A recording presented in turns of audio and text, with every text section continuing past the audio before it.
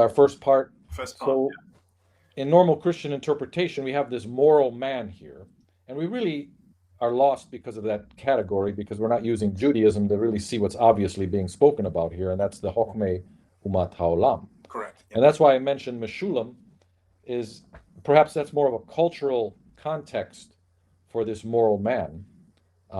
We know all the religions of the world have moral systems. Even the primitive man in the jungle, you always hear, what about those who've never heard?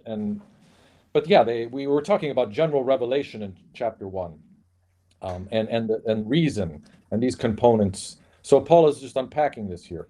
So here we are, the Chochmei Umat Haolam, being confronted with the law. Now that law is not the Torah. Now this is the thing, and we'll be getting more into this in chapter 3 with the works of the law.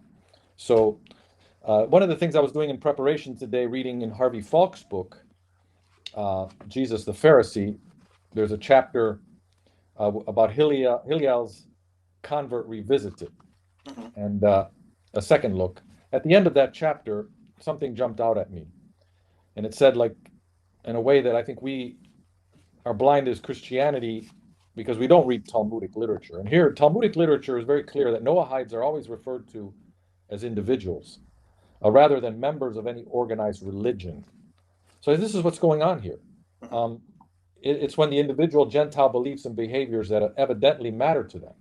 This is best reflected in dialogue as found in the Avodah Zarah 10b between Rabbi Judah Hanasi and Antononius to the Romans' query as to whether he would merit the world to come. The sage replied that he or any Gentile would, provided he did not practice the deeds of Esau. Very interesting. That will become something in chapter 6. If I can add to this, which is not there, because Antoninus himself was a descendant of Esau. That's another piece of context. Yes. So Judah Hanasi, Antoninus was concerned. I'm concerned because I'm a descendant of Esau. He says, Jacob I've loved, Esau I've hated. And am I going to be all right? And Judah Hanasi is saying, of course, you don't practice the deeds of Esau. That's the important thing. It's the deeds which make you one thing or another, not whether you are a descendant by blood.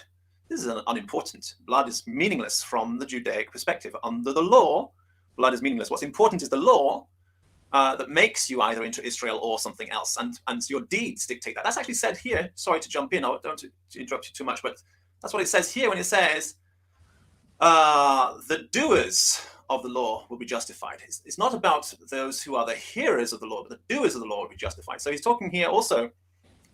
Judah Hanasi is saying to Antoninus, don't worry that you're a descendant of Esau. You're not a doer of Esau's deeds. That's what makes you into Esau. Likewise,